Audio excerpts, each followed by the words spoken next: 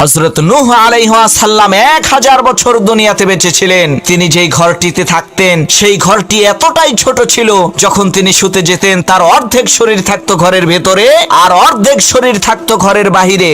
যখন মালাকুল মাউত ফেরেশতা হযরত নূহ আলাইহিস সালামের রূহ কবজ করতে আসলেন, তখন তিনি জিজ্ঞেস করলেন, হে আল্লাহর নবী নূহ, আপনি আপনার সারাটা জীবন এই জীর্ণ শীর্ণ ভাঙাচোরা ঝুপড়ি ঘরেই কাটিয়ে দিলেন।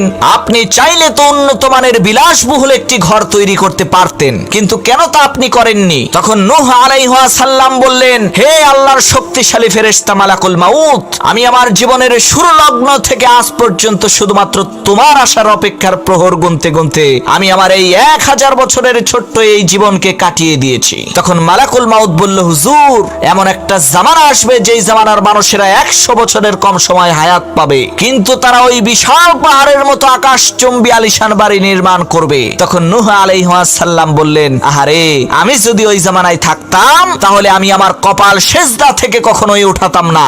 আমার জীবনের সবটুকু সময় আমি মহান রবের কুদরতি পায়ে সেজদা দিয়েই কাটিয়ে দিতাম।